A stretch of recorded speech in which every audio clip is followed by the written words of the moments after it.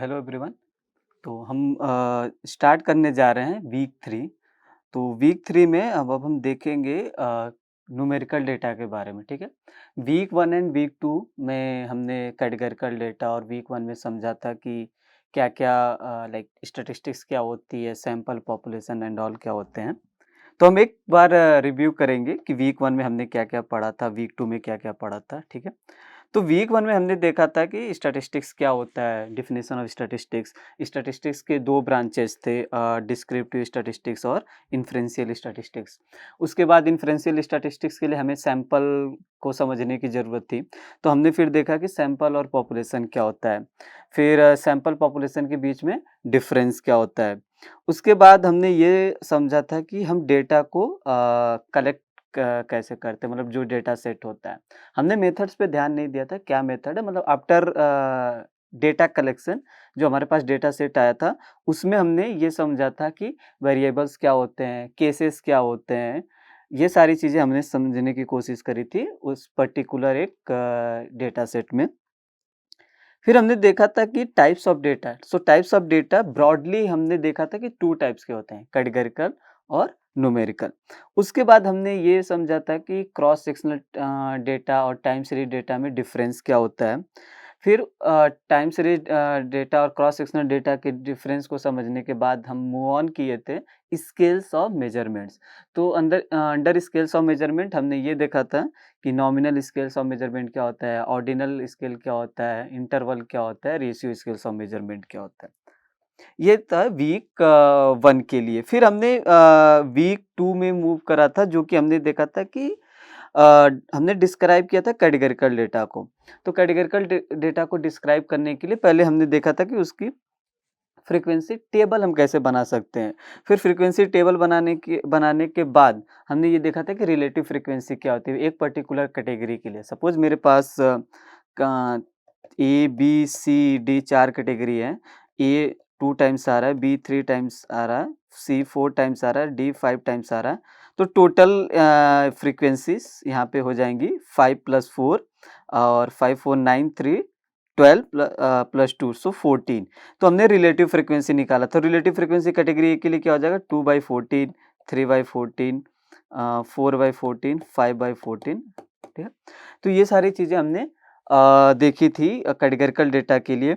फिर हमने categorical data को हम विजुअलाइज़ कैसे कर सकते हैं, तो उसके लिए हमने 2 मेन चार्ट्स देखे थे, पाई चार्ट और बार चार्ट। हमने ये भी देखा था कि पाई चार्ट कब बेस्ट किस सिचुएशन में हम यूज़ कर सकते हैं, कब बेस्ट यूज़ होता है उसका। बार चार्ट को हम किस सिचुएशन में यूज़ कर सकते हैं, ये सारी चीज़ें हमने कैटेगरिकल डेटा के लिए देखा था। उसके बाद हमने ये समझा था कि वायलेशंस क्या होते हैं, मतलब कि एरिया प्रिंसिपल फॉलो कर रहा है कि नहीं कर रहा है। पाई चार्ट में राउंड ऑफ एरर है कि नहीं है।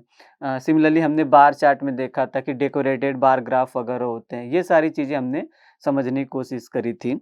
बार चार्ट में हमने ये भी देखा था कि मिसिंग बेसलाइन वगैरह क्या होते हैं, ठीक है। फिर उसके बाद हमने ये देखा था कि descriptive measures of mode and median. तो डिस्क्रिप्टिव मेजर्स जो मोड और मीडियन है, तो हमने ये देखा था कि मोड हमने यूज़ किया था नॉमिनल डेटा के लिए as well as ordinal data के लिए। जबकि मीडियन हमारा जो था, हमने ये देखा था कि मीडियन केवल ऑर्डिनल डेटा सेट के लिए डिफाइन था, मीडियन नॉमिनल के लिए डिफाइन नहीं था। ये सारी चीज़ें हमने वीक 1 एंड 2 में देखी थे कैटेगरिकल डेटा के बारे में। अब हम इस वीक 3 में हम इस ये स्टार्ट करेंगे, हम न्यूमेरिकल डेटा के लिए स्टार्ट करेंगे फॉर अ सिंगल वेरिएबल। हम डबल वेरिएबल के लिए वीक 4 में देखेंगे। तो वीक 3 में अब जैसे हमने कैटेगरिकल डेटा के लिए देखा था कि फ्रीक्वेंसी टेबल्स कैसे बनाते हैं कैटेगरिकल डेटा को ऑर्गेनाइज करने के लिए। सेम पैटर्न में हमारे पास मतलब हमारे पास नंबर्स होंगे, न्यूमेरिकल वैल्यूज़ होंगे। फिर हम उसको देखेंगे कि हम उस न्यूमेरिकल डेटा को ऑर्गेनाइज कैसे करते हैं, मतलब फ्रीक्वेंसी टेबल का प्रोसीजर सेम होता है, सेम जैसा कि हमने कैटेगरिकल डेटा के लिए करा था। फिर हम उसके बाद मूव ऑन करेंगे, हम ये समझने की कोशिश करेंगे कि हिस्टोग्राम क्या होता है, स्टेम एंड लीफ डायग्राम क्या होता है, ये सारी चीज़ें हम अभी आगे देखेंगे। हिस्टोग्राम कॉन्टिन्यूअस डेटा के लिए होता है, स्टेम एंड लीफ प्लॉट भी हम देखेंगे हम कैसे कंस्ट्रक्ट करते हैं, ठीक है। तो हम स्टार्ट करते हैं। तो जैसा कि हमने टाइप्स ऑफ वेरिएबल्स देखा था वीक 1 में भी कि वेरिएबल के कितने टाइप होते हैं, 2, कैटेगरिकल और न्यूमेरिकल।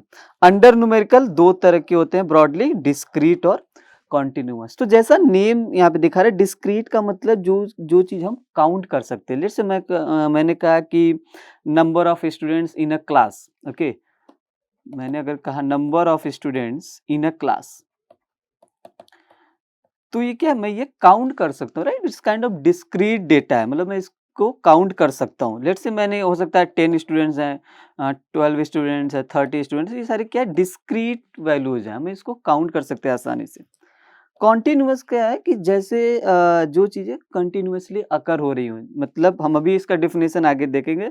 फॉर एग्जांपल जैसे मैंने कहा कि मैं इंटरेस्टेड हूँ, let's say weight of students in a class, तो हो सकता है 43.2 किलोग्राम ना, 51 kilogram, 39.9 kilogram and so on, ठीक है। तो ये सारे क्या कॉन्टिन्यूअस डेटा हैं, ठीक है। अब हम देखेंगे यहाँ पे कि जैसा कि मैं डिस्क्रीट वेरिएबल क्या होता है, it usually involves a count of something, okay. जैसे मैंने एग्जांपल लिया था कि काउंट ऑफ स्टूडेंट और number of student in a room, in a classroom, तो वो मैं काउंट कर सकता हूँ। Whereas a continuous variable usually involves a measurement of something, मतलब कॉन्टिन्यूअस के लिए हमें मेजरमेंट इन्वॉल्व होता है, कॉन्टिन्यूअस को मैं काउंट नहीं कर सकता हूँ। फॉर एग्जाम्पल मेजरमेंट, जैसे मैंने वेट का एग्जाम्पल लिया था, वेट ऑफ स्टूडेंट, ठीक है। तो वेट एक ऐसी चीज है, हम उसको काउंट नहीं कर सकते। वेट इज समथिंग, हमें उसको मेजर करना है इन किलोग्राम में। जैसे 50.2 किलोग्राम, 60 किलोग्राम, तो वेट क्या हमें मेजर करना होता है। इसी तरह हाइट ऑफ स्टूडेंट, ठीक है, तो हाइट क्या होता है, हम काउंट नहीं कर सकते। हाइट इज समथिंग हमें मेजर करना होता है इन फीट, इन इंचेस, ठीक है। तो अब हम करेंगे क्या कि हम ये देखेंगे कि हमें न्यूमेरिकल डेटा को हम ऑर्गेनाइज कैसे कर सकते हैं। तो इसके लिए हम ये देखेंगे कि फर्स्ट ग्रुप दी मतलब स्टेप्स क्या होते हैं। हमें क्या करना, पहले हमें ग्रुप करना है observations into classes, also known as categories और bins, then treat the classes as the distinct values of the qualitative data. जैसा कि हमने कैटेगरिकल डेटा के केस में देखा था, जैसे मेरे पास ए है, बी है, सी है, डी है, 4 डिफरेंट कैटेगरीज थी। फिर उसके बाद हमने यहाँ पे फ्रीक्वेंसी देखा था, फिर रिलेटिव फ्रीक्वेंसी देखा था। इसको हमने, ये डिस्टिंक्ट कैटेगरीज थी, ठीक है। ये मैंने कैटेगरिकल वेरिएबल के केस में देखा था। सेम यहाँ पे न्यूमेरिकल के केस में क्या करेंगे कि हमें क्या करना है कि ऑब्जर्वेशंस को क्लासेस में ग्रुप करना है। फॉर एग्जांपल अगर मेरे पास बहुत छोटा डेटा सेट है, ठीक है, तो मैंने डिस्टिंक्ट ऑब्जर्वेशंस क्या है, लेट्स से मैंने कहा 1 2 3 4, फॉर एग्जांपल ये मेरे पास ये डिस्टिंक्ट वैल्यूज हैं। अब हम ये देखेंगे कि 1 कितनी बार अकर हुआ है, वो फ्रीक्वेंसी हो जाएगी। फिर उसके बाद रिलेटिव फ्रीक्वेंसी वगैरह निकालेंगे। पहले हम अभी फ्रीक्वेंसी पे फोकस करते हैं, ठीक है। तो अब 1 क्या होगा, अब चूंकि अगर मेरे पास स्मॉल डेटा सेट है, तो ये सारे ऑब्जर्वेशन 1 2 3 4 ये हम एज अ कैटेगरी कंसीडर करेंगे, एज अ क्लास कंसीडर करेंगे अगर बहुत स्मॉल डेटा सेट हो। अगर मेरे पास बिग डेटा सेट है, तो हम उसका इंटरवल्स बनाते हैं, जो कि कॉन्टिन्यूअस डेटा सेट के अंडर आता है, ठीक है। तो वो सारे इंटरवल्स मैं एज अ क्लास कंसीडर करूंगा, एज अ कैटेगरी कंसीडर करूंगा। फिर उसके बाद उस इंटरवल में कितने ऑब्जर्वेशंस आते हैं, वो फ्रीक्वेंसी हो जाएगी, ठीक है। तो ये हमारे पास क्या हो गई, ये treat the classes as the distinct values. तो ये हमारे पास डिस्टिंक्ट वैल्यूज हो गई इन क्लास। पहले हमने क्लास बना लिया डिस्टिंक्ट ऑब्जर्वेशंस का, फिर हमने इसको ट्रीट किया एज ए डिस्टिंक्ट वैल्यूज, ठीक है। फिर क्या, once we group the quantitative data into classes, we can construct frequency and relative frequency distributions of the data in exactly the same way as we did for the categorical data, ठीक है। जो कि मैंने भी थोड़े second पहले समझाया कि जैसा हमने कैटेगरिकल डेटा केस में करा था। जैसे अगर मेरे पास फॉर एग्जांपल ये ऑब्जर्वेशन से, let's say A B A C D, ठीक है। तब यहाँ पे क्या है, हम इसके लिए यहाँ पे टैली मार्क बना लेंगे, ठीक है। तो यहाँ पे टैली मार्क हो जाएगा, फिर यहाँ पे फ्रीक्वेंसी हो जाएगा, यहाँ पे रिलेटिव फ्रीक्वेंसी का टेबल था, ठीक है, कॉलम था। टैली ए कितनी बार आया, 3 बार, बी 1, C2 D1, तो फ्रीक्वेंसी कितनी होगी 3 1 ओके 2 एंड 1, टोटल कितनी हो गई यहाँ पे 3 1 4 2 6 7, रिलेटिव फ्रीक्वेंसी कितनी हो जाएगी 3/7 1/7 2/7 1/7, हमें पता है रिलेटिव फ्रीक्वेंसी को ऐड करेंगे टोटल 1 आएगा। तो सेम चीज यहाँ पे A B C and D की जगह हमारे पास क्या आएगा नंबर्स आएंगे, न्यूमेरिकल डेटा आएगा, ठीक है। जैसे अगर हम जैसा कि मैंने अभी बताया कि if the data set contains only a relatively small number of distinct different values it is convenient to represent it in a frequency table, each class represents a distinct value that is single value along with its frequency of occurrence। जैसा कि मैंने कहा कि जैसे मेरे पास data set है 1 1 2 3 4 4 3, ठीक है, जैसा कि मेरे फॉर एग्जांपल मैंने ये डेटा सेट ले लिया है, ठीक है। तो मेरे पास क्या हो जाएगा पहले कैटेगरीज क्या हो जाएंगी, अब बहुत स्मॉल डेटा सेट है ये, तो इस केस में हमारी कैटेगरीज क्या हो जाएंगी डिस्टिंक्ट वैल्यूज क्या हो जाएगा 1 2 3 4, यहाँ पे क्या हो जाएगा टैली मार्क, टैली 1 कितनी बार है 2 टाइम्स 2 2 टाइम्स 3 2 टाइम्स 4 3 टाइम्स, ठीक है। सो हमारे पास हम यहाँ पे देख सकते हैं टोटल इसकी फ्रीक्वेंसी क्या है 1 की 2 2 की 2 3 की 1 एंड 2 4 की 3, कितनी हो गई हमारे पास ये टोटल 2 2 4 2 6 9, सो टोटल 9। सिमिलरली हम यहाँ पे क्या हो जाएगा रिलेटिव फ्रीक्वेंसी, सो 2/9 2/9 2/9 3/9, टोटल रिलेटिव फ्रीक्वेंसी कितनी हो जाएगी 1। तो यहाँ पे हमने देखा हमारे पास क्या होगा ये, हमारे पास क्या हो गए चूंकि हमारे पास स्मॉल डेटा सेट था तो हमारे पास हमारे डिस्टिंक्ट ऑब्जर्वेशंस क्या हो गए 1 2 3 4, ठीक है। अब हमारे पास ये क्या हो गया, अब ये एक क्लास हो गया, ठीक है, ये सारे अलग अलग क्लासेस हो गए और इनकी ये फ्रीक्वेंसीज।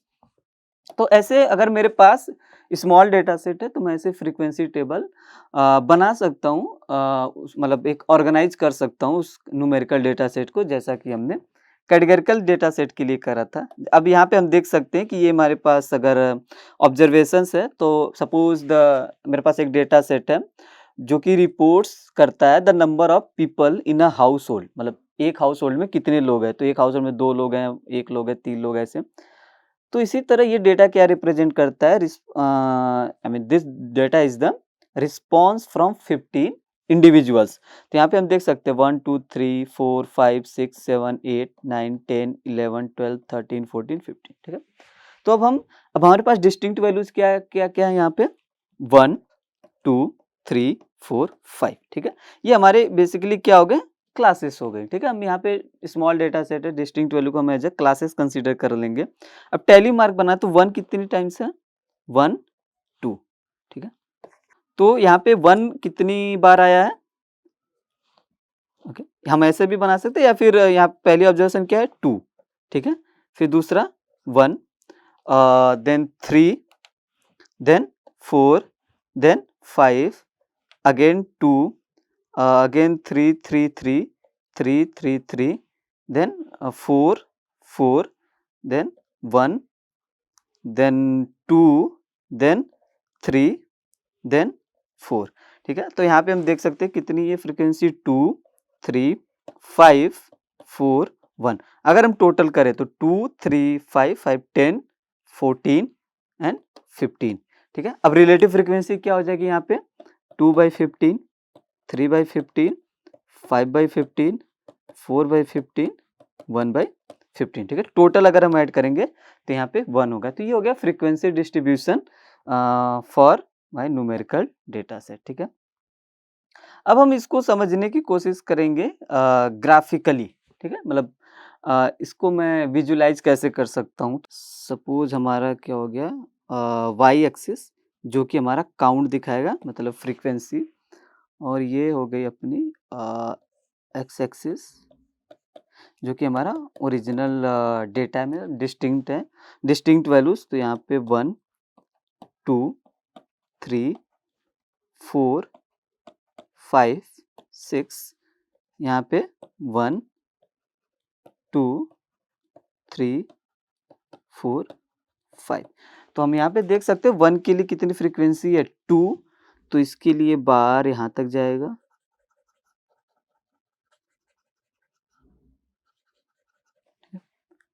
2 की फ्रीक्वेंसी है 3, तो इसके लिए ये actually length of the bar क्या डिनोट करता है? फ्रीक्वेंसी, ठीक है?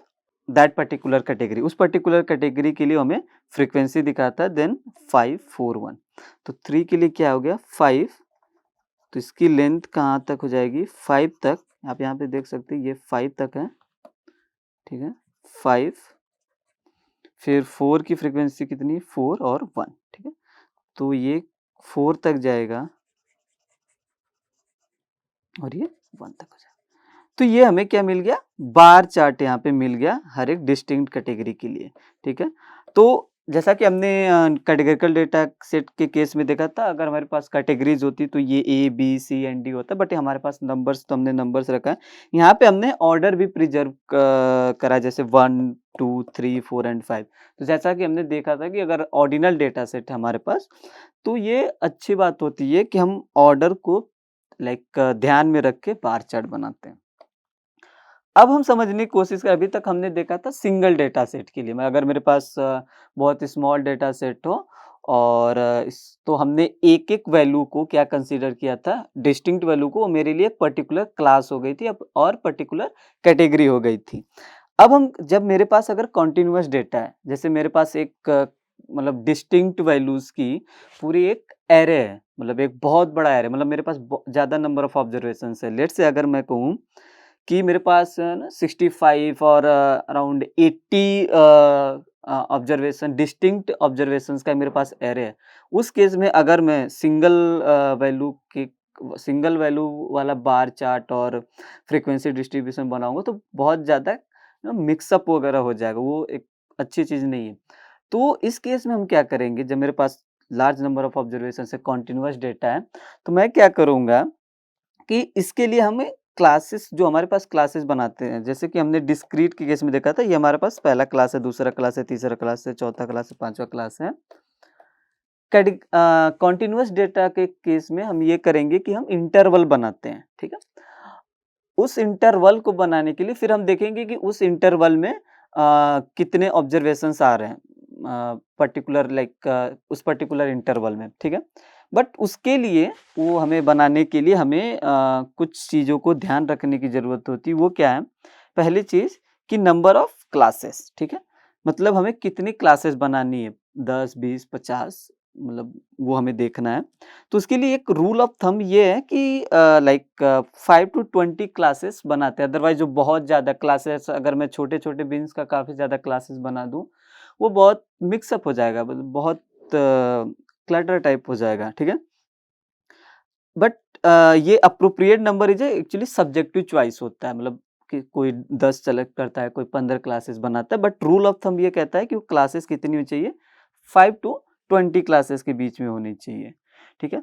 फिर सबसे इम्पोर्टेंट बात, each observation should belong to some class and no observation should belongs to more than 1 class. जैसे अगर मेरे पास एक क्लास है 10 से 20, दूसरा है 20 से 30 फॉर एग्जांपल, और मेरे पास ऑब्जर्वेशन लेट्स से 30, 35 और 30 और लेट्स से 25 और लेट्स से 15, ठीक है? और लेट्स से 20 फॉर एग्जांपल, ठीक है? तो हर एक ऑब्जर्वेशन केवल एक क्लास में होना चाहिए, मतलब जैसा कि हमें बीन्स ऐसा बनाना है कि मतलब इंटरवल ऐसा बनाना है कि एक क्लास में एक मतलब वो ऑब्जर्वेशन जाए, मतलब हर एक ऑब्जर्वेशन वो रिपीट नहीं होना चाहिए। जैसे मैं यहाँ पे ये नहीं कर सकता, लेट्स से मैं ये नहीं कर सकता कि 15-20 इसमें भी है, 20 इसमें भी है, ठीक है? ये गलत बात हो जाएगी। हालाँकि ये 20 इसमें इंक्लूड नहीं होना चाहिए, मैं बस आइडिया देने के लिए कर रहा हूँ कि ये ऑब्जर्वेशन, मतलब एक ऑब्जर्वेशन जो है आई मीन वो बिलॉन्ग नहीं करना चाहिए दूसरे क्लास में, मतलब मोर देन 1 क्लास में बिलॉन्ग नहीं करना चाहिए, केवल एक क्लास में बिलॉन्ग करना चाहिए, ठीक है? और हर एक ऑब्जर्वेशंस हमें इंक्लूड करना है, लेट्स से 30 इसमें नहीं आएगा, 30 से 40 अगर कोई इंक्लूड है तो 30 इस क्लास में आ जाएगा, 25 इसमें आ जाएगा, ठीक है? 20 अगर ओरिजिनल करेक्ट वे में बना है तो 15 इसमें आएगा, 20 इसमें आएगा, 25 इसमें आएगा, 30 इसमें आएगा, ये इंक्लूड नहीं होता है, ठीक है? ओपन ब्रैकेट वाला। फिर चूँकि मतलब अगर देखे जाए तो ऐसा ज़रूरी नहीं होता है, लेकिन हम बहुत कॉमनली यूज करते हैं कि जो भी क्लास इंटरवल्स हो वो इक्वल लेंथ के हो। मतलब हम ऐसा मतलब ऐसा इसेंशियल नहीं, नेसेसरी एंड सफिशिएंट कंडीशन नहीं, बट सिंप्लिसिटी के लिए हम कॉमनली क्या करते हैं, इक्वल मतलब जो लेंथ होती है क्लास की वो इक्वल लेते हैं। ठीक है। अब हम थोड़ा न्यू टर्म्स देखने की कोशिश करेंगे कि किसी भी क्लासेस की क्या होती हैं। तो पहला है कि lower class limit. Lower class limit the smallest value that could go in a class. ठीक है, जैसे मेरे पास एक इंटरवल लेट से a कॉमा b, तो ये क्या हो गया, लोअर लिमिट। ठीक है। अपर class limit the largest value that could go in a class, तो ये क्या हो जाएगा, largest sorry upper limit.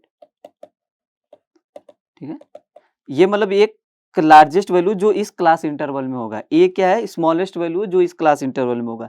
Class width क्या होता है, the difference between the lower limit of a class and the lower limit of the next higher class. जैसे ये एक लोअर लिमिट है, क्लास है, और अगला क्लास है let's say c comma D.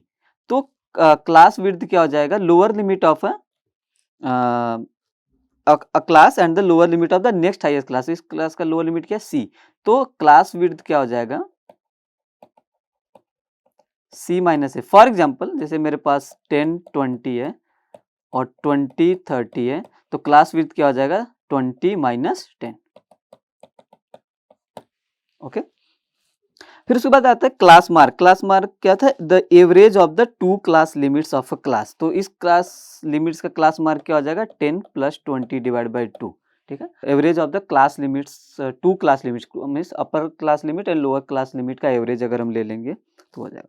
A class interval contains its left end but not its right end boundary point। तो मेरा कहने का मतलब जो मैंने लिया, तो ये left hand boundary point contain करता है, ये right hand boundary point contain नहीं करता। मतलब अगर मैं ये, तो मैं यहाँ पे दोबारा लिखता हूँ, हाँ, जैसा कि अगर 10 20 और 20 30, इसका मतलब ये कि ये लाइक लेफ्ट हैंड 10 इस क्लास इंटरवल में है, 20 इस क्लास इंटरवल में नहीं है, 20 इस क्लास इंटरवल में इंक्लूड है। जैसे मेरे पास अगर ऑब्जर्वेशंस हो 11 20 और लेट्स से 25 और 15 फॉर एग्जाम्पल, तो 11 और 15 इस क्लास इंटरवल में आ जाएगा।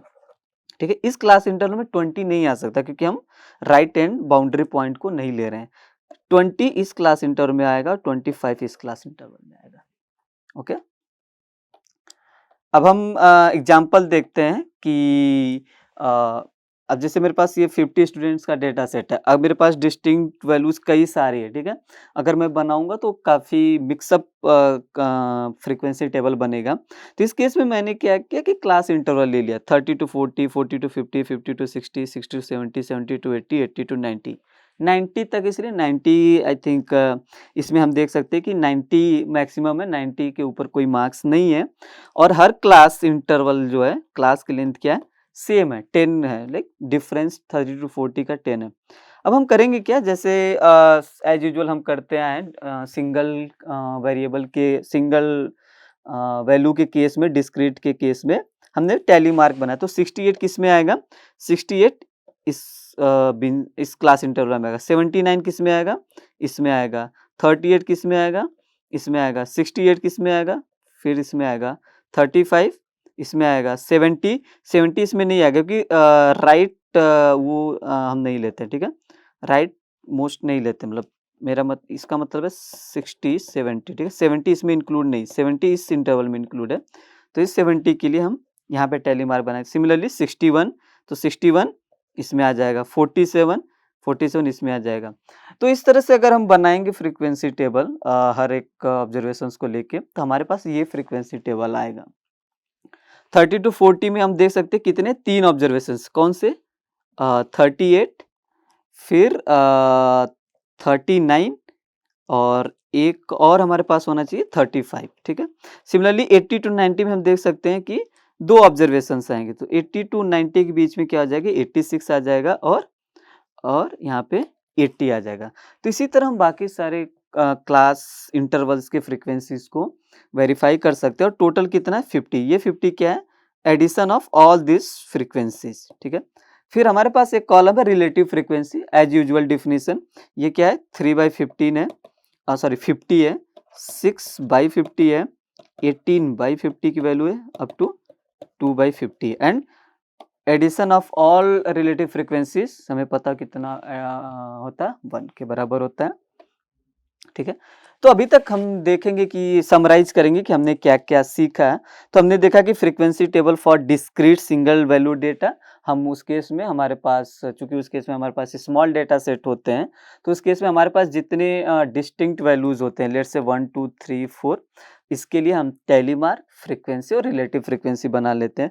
अगर मेरे पास बहुत ज़्यादा ऑब्जर्वेशंस है, मतलब डिस्टिंक्ट वैल्यूज की एक एरे ही है हमारे पास, बहुत सारी, लेट्स से 65 70 80 डिस्टिंक्ट वैल्यूज है, डिस्टिंक्ट वैल्यूज की कुछ न कुछ फ्रीक्वेंसीज होगी, तो उस केस में हम क्या करेंगे, कॉन्टिन्यूअस डेटा वाली फ्रीक्वेंसी टेबल बनाएंगे। उस केस में हमें ये करना होता है कि हम क्लास इंटरवल्स बनाते हैं, हम ग्रुपिंग कर देते हैं, और क्लास इंटरवल्स नॉर्मली हम इक्वल लेंथ की लेते हैं। ऐसा कुछ कंपल्सन रूल नहीं है, बट हम कॉमन रूल है कि हम उसके मतलब इक्वल लेंथ लेके आगे बढ़ते हैं। फिर उस क्लास इंटरवल में कितनी ऑब्जर्वेशंस आएंगी, वो सारा चीज हमने देखा अभी पिछले वाले एग्जाम्पल में। ठीक है, अब हम देखेंगे कि मतलब steps to create a histogram. तो हिस्टोग्राम हम कैसे बना सकते हैं। तो एक्चुअली हिस्टोग्राम क्या होता है, जैसा कि हमने बार चार्ट देखा था डिस्क्रीट डेटा के लिए, काउंट के लिए, तो हिस्टोग्राम, तो अगर हमारे पास कॉन्टिन्यूअस डेटा है, अगर मुझे विजुलाइज करना है, ठीक है, तो उसके लिए histogram one of the best useful chart होता है। ठीक है, इसके लिए हमें करना क्या होता है, सबसे पहला स्टेप्स ये होता है कि हमें ऑब्टेन करनी होती है फ्रीक्वेंसी और relative frequency of the data. ठीक है, जो कि हमने किया।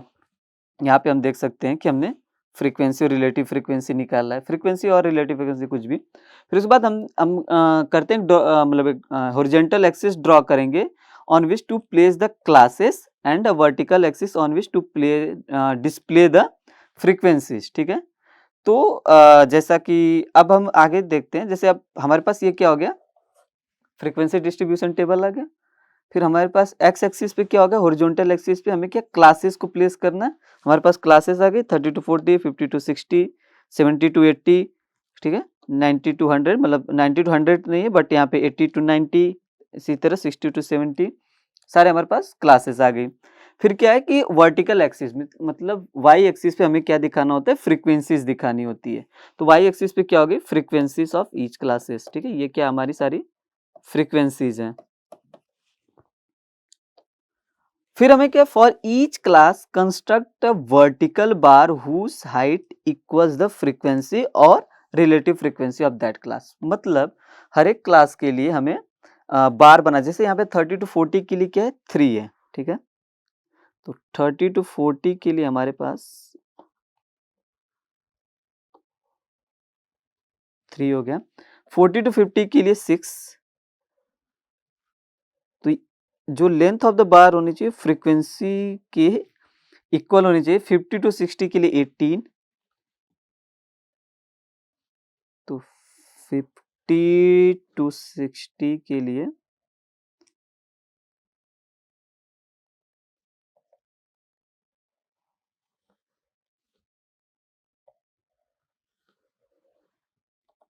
60 एंड 60 to 70 के लिए 17, 60 to 70 के लिए 17 हो जाएगा, 70 to 80 के लिए 4, 80 to 90 के लिए हमारे पास 2 हो गया। तो यहाँ पे हम देख सकते हैं, चूंकि हमारे पास यहाँ पे हम ये काउंट रिप्रेजेंट कर सकते हैं 18 17 4 2। तो यहाँ पे हम जो देख सकते हैं हमारे कॉन्टिन्यूअस डेटा सेट के, लाइक कॉन्टिन्यूअस डेटा सेट की वजह से हमारे पास ये जो बार्स हैं, ठीक है, इनमें हमने कोई भी गैप नहीं है। ठीक है, यहाँ पे हम देख सकते हैं ये कॉन्टिन्यूअस बार है, यहाँ पे कोई भी गैप नहीं है। जबकि डिस्क्रीट डेटा केस में, सिंगल वैल्यू डेटा सेट के केस में क्या था, हमारे पास लाइक गैप था हर एक बार के बीच में, जैसा कि हम यहाँ पे देख सकते हैं, जैसा कि ये देख सकते हैं कि हर एक बार के बीच में गैप था सिंगल वैल्यू के लिए। ठीक है, बट कॉन्टिन्यूअस के लिए जब हमने क्लास इंटरवल्स बनाया, उस केस में हमारे पास क्या था, बार्स के बीच में गैप नहीं है। ठीक है, तो हमने ये देखा, ठीक है, लाइक फॉर ईच क्लास हमने क्या देखा, जो वर्टिकल बार होता है जिसकी हाइट उसकी फ्रीक्वेंसी की इक्वल होती है। फिर हम बार्स को लेबल कर सकते हैं with the classes and horizontal axis with the name of the variable and the vertical axis with the frequency. तो ये हमारी फ्रीक्वेंसी हो गई, यहाँ पे ये क्या हो गया, मार्क्स हो गया। तो इस तरह से हम लेबलिंग वगैरह कर सकते हैं एक्स एक्सिस वाई एक्सिस को, ठीक है। अब हम सेम चीज को देखने की कोशिश करेंगे गूगल शीट से, इस हिस्टोग्राम को। तो ये मेरे पास मार्क्स डेटा सेट है, जैसे यहाँ पे 50 स्टूडेंट्स का मार्क्स है, हम देख सकते हैं हमारे पास कितने यहाँ पे अप टू 51 है। 51 इसलिए कि जो पहला रो है वहाँ पे मार्क्स हेडिंग है। तो हम क्या कर सकते हैं, डेटा सेट को सेलेक्ट कर सकते हैं, यहाँ से इंसर्ट पे जा सकते हैं, देन उसके बाद इंसर्ट में जाके ये चार्ट हमारे पास हिस्टोग्राम आ जाएगा। मैंने यहाँ पे क्लिक कर रखा है रो 1 एज ए हेडर, क्योंकि हमारे पास ये जो मार्क्स हेडर के केस में, ठीक है, वो ऑब्जर्वेशंस नहीं है हमारे पास। अगर आप ध्यान से देखेंगे तो यहाँ पे हिस्टोग्राम जो गूगल शीट ने क्या किया है, जो एक्स एक्सिस है मतलब मार्क्स जो क्लासेस है ये इक्वल लेंथ नहीं है, मतलब इसने ऑटोमेटिक किया है। तो इक्वल लेंथ करने के लिए हम यहाँ पे कस्टमाइज में जाएंगे, हिस्टोग्राम में जाएंगे, बकेट साइज को चूज करेंगे 10। अब हम देख सकते हैं कि हमारे पास क्या है, सारे classes 30 to 40, 40 to 50, 50 to 60, 60 to 70, 70 to 80, 80 to 90 क्या इक्वल लेंथ के। फिर इसके बाद चार्ट एंड टाइटल्स में जाके हिस्टोग्राम ऑफ मार्क्स है, इसको अब हम सेंटर में लाना चाहते हैं, सेंटर में ला सकते हैं। फिर यहाँ से जाके हॉरिजॉन्टल एक्सिस टाइटल दे सकते हैं मार्क्स, फिर वर्टिकल का दे सकते हैं, लेट्स से वर्टिकल हमारा क्या है, काउंट है। तो इस तरह की चीज़ें हम कस्टमाइज में जाके एडिट कर सकते हैं। फिर यहाँ पे हॉरिजॉन्टल एक्सिस में अगर जाके यहाँ पे मिनिमम वैल्यू कितना देना है, मैक्सिमम वैल्यू कितना देना है, सारी चीज़ें हम कर सकते हैं, ठीक है। सेम हिस्टोग्राम हम डेटा सेट को सेलेक्ट करके यहाँ पे इंसर्ट चार्ट डायरेक्ट भी कर सकते हैं, ओके। तो कोई भी तरीका सही है, ठीक है। ये हमने देखा सेम हिस्टोग्राम देखा था हमने, ठीक है। अभी नेक्स्ट आता है स्टेम एंड लीफ प्लॉट, ठीक है। स्टेम एंड लीफ प्लॉट क्या होता है, तो इसका डिफिनेशन है, इन स्टेम एंड लीफ प्लॉट क्या करते हैं हम, each observation is separated into 2 parts, namely a stem and अगला इज लीफ। फॉर एग्जांपल अगर मेरे पास एक ऑब्जर्वेशन है 50, ठीक है, तो इसको मैं स्प्लिट करूंगा, ये क्या हो जाएगा स्टेम एंड 5 किस में आ जाएगा, लीफ में, ठीक है। ये नॉर्मली जैसे मेरे पास अगर 20 है फॉर एग्जांपल, तो मैं ये क्या हो जाएगा 2 किस में आ जाएगा स्टेम में, 0 किस में आ जाएगा लीफ में, मतलब राइट मोस्ट डिजिट हम देख सकते हैं लीफ के लिए, ठीक है। तो for example if the data are all 2 digit number, then we could let the stem of a data value be the 10th digit, ठीक है, and leaf be the 1st digit, जैसा कि हम यहाँ पे देख सकते हैं। सिमिलरली 20 के लिए, ठीक है। जैसे वैल्यू 75 क्या है, स्टेम में क्या आ जाएगा 7, लीफ में क्या आ जाएगा 5। तो ये क्या है 7 क्या है, 75 में 7 क्या है 10th डिजिट है, राइट, एंड लीफ क्या है 1st डिजिट है। तो ये नॉर्मल अगर 2 डिजिट नंबर है तो मैं इसको 7 को क्या लिख सकता हूँ स्टेम में, लीफ को क्या लिख सकता हूँ, सॉरी 5 को लिख सकता हूँ लीफ में।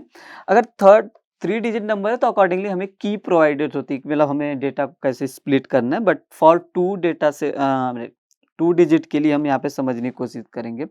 तो जैसे अगर मेरे पास 75 और 78 है, तो अब हमने 78 को हम यहीं पे रिप्रेजेंट कर देंगे, ऐसे डिफरेंट बनाने की जरूरत नहीं, मतलब ऐसा अप्रोप्रिएट नहीं 75 देन 78 नहीं, ये 75 कॉमा 8 का मतलब है, ये इसका मतलब हो गया 75 कॉमा 8 का मतलब हो गया 78, ठीक है। तो अब हम इसको कंस्ट्रक्ट ऐसे करते हैं स्टेम प्लॉट को, स्टेम एंड लीफ प्लॉट को कभी कभी हम स्टेम प्लॉट भी करते हैं। तो हमें करना क्या है, think of each observation as a stem, okay, consisting of all but the right most digit and leaf the right most digit, ठीक है, ओके। फिर उसके बाद हम देखेंगे write the stems from smallest to largest in a vertical column to the left of a vertical rule. हम stem and leaf plot में क्या करते हैं, जो लेफ्ट साइड के मतलब स्टेम के ऑब्जर्वेशन होते हैं उसको पहले हम असेंडिंग ऑर्डर में लिखते हैं, स्मॉलेस्ट टू लार्जेस्ट में लिखते हैं। फिर write each leaf to the right of the vertical rule in the row and that contains the appropriate stem, okay. Means जैसे मेरे पास अगर 75 और 78 है तो 75 और 78, तो ये राइट साइड में लीफ में हो जाएगा। अप्रोप्रिएट स्टेम मतलब लेट्स से मेरे पास एक 79 ऑब्जर्वेशन है और यहाँ पे 8 है, तो अप्रोप्रिएट स्टेम इसके लिए ये हो जाएगा 7 वाला। फिर arrange the leaves in each row in ascending order, फिर उसके बाद हम लीफ को भी असेंडिंग ऑर्डर में करते हैं, ठीक है। तो इस केस में स्टेम एंड लीफ प्लॉट क्या हो जाएगा, जैसे ये मेरा स्टेम हो गया, ये लीफ हो गया, तो पहले हम स्टेम को स्मॉलेस्ट टू लार्जेस्ट देखेंगे। तो पहला क्या हो गया 1, ठीक है, 2, देन 3, देन 4, ठीक है। अब 1 के लिए क्या हो गया 5, लीफ हमारा 5 हो जाएगा, देन 0, फिर 2 के लिए हमारा क्या है 2, 9, 3, देन 5, देन 8, 3 के लिए क्या हो गया 6, 1 एंड 6 1 है, और 4 के लिए क्या हो गया हमारा 5 और 8, ठीक है। अगर हम देखें यहाँ पे तो हमारा ये स्टेम लीव बना थर्ड स्टेप तक, ठीक है। फोर्थ स्टेप क्या है, arrange the leaves in each row in ascending order, तो हमें लीव्स को भी असेंडिंग ऑर्डर में अरेंज करना है। तो मतलब हमारे पास ये क्या हो गया कि स्टेम एंड लीफ, ठीक है। इस केस में हमारा क्या हो गया 1, असेंडिंग ऑर्डर मतलब ये हो जाएगा 0 देन 5, मीन्स पहले क्या होना चाहिए 10 एंड 15, फिर यहाँ पे क्या होगा 2, 3, 5, 8, 9, फिर 3 के लिए क्या हो जाएगा 1, 6, 4 के लिए क्या हमारा यूजुअल है 5, 8, ठीक है। तो ये हमारा हो गया स्टेम एंड लीफ प्लॉट, मतलब पहले स्टेम के लिए हम स्मॉलेस्ट टू लार्जेस्ट लिखते हैं, फिर लीफ के लिए क्या लिखते हैं, पहले सारा ऑब्जर्वेशन लिख लेंगे, फिर उसको अरेंज कर देंगे, ठीक है। तो अब जैसा कि हमने यहाँ पे ये भी समझा था कि stems from smallest to largest वो हमने देखा, फिर उसके बाद हमने ये देखा कि write each leaf to the right of the vertical rule in the row that contains the appropriate stem. तो यहाँ पे हमने अप्रोप्रिएट स्टेम में लाइक ऑब्जर्वेशंस को इंसर्ट किया। जैसे यहाँ पे अगर 15 है तो 15 किस में आएगा, इसमें आएगा, ठीक है। तो टोटल हम यहाँ देख सकते हैं 1 2 3 4 5 6 7 8 9 10 11, यहाँ पे भी मेरे पास 11 है, 1 2 3 4 5 6 7 8 9 10 11। तो ऐसा हम stem and leaf plot construct कर सकते हैं, ठीक है। बहुत सारे स्टैटिस्टिकल टूल होते हैं जिसमें हम ये directly like stem and leaf plot को कंस्ट्रक्ट कर सकते हैं, ठीक है। अब हम लाइक सेम चीज जो कि हमने अभी पीछे ड्रॉ करा है, एक यहाँ पे स्क्रीनशॉट हमने स्टेम एंड लीफ प्लॉट का रख रखा है। यहाँ पे हम क्रॉस वेरीफाई कर सकते हैं कि हमारा observe like stem and leaf plot जो हमने मैन्युअली ड्रॉ किया था वो सही है, ठीक है। फिर सेक्शन समरी ये है कि हमने ये समझा कि हिस्टोग्राम लाइक कैसे एक ग्रुप डेटा के लिए अगर मेरे पास कॉन्टिन्यूअस डेटा सेट है तो उस कॉन्टिन्यूअस ग्रुप डेटा सेट के लिए हम क्या करते हैं, हिस्टोग्राम कैसे बनाते हैं, ठीक है। उसको हमने गूगल शीट के थ्रू भी समझा था। फिर है स्टेम एंड लीफ प्लॉट को कैसे बनाते हैं to describe the numerical data set, ठीक है। तो इसके बाद हम ये सेक्शन समरी में हमने ये देखा था कि लाइक हमारे पास numerical data for a single variable के लिए हमने स्टार्ट किया था फ्रीक्वेंसी टेबल, फिर कॉन्टिन्यूअस के लिए हमने देखा था फ्रीक्वेंसी डिस्ट्रीब्यूशन क्या होता है, सिंगल के लिए हमने ये समझने की कोशिश करी थी कि लाइक विजुलाइज कैसे कर सकते हैं बार चार्ट के थ्रू, कॉन्टिन्यूअस डेटा के लिए ग्रुप डेटा सेट के लिए हमने हिस्टोग्राम देखा, फिर हमने स्टेम एंड लीफ प्लॉट देखा। ये सारे बेसिक विजुअलाइजेशन टूल्स थे न्यूमेरिकल डेटा सेट को समझने के लिए। अब हम आगे के वीक्स में ये देखेंगे कि मतलब मेजर्स ऑफ सेंट्रल टेंडेंसीज क्या होती है, हम समझेंगे कि न्यूमेरिकल डेटा सेट के लिए, फिर मेजर्स ऑफ डिस्पर्सन क्या होते हैं, परसेंटाइल क्या होता है, क्वार्टाइल्स क्या होता है, ये सारी चीज़ें हम आगे वाले आने वाले लेक्चर्स में देखेंगे। Thank you.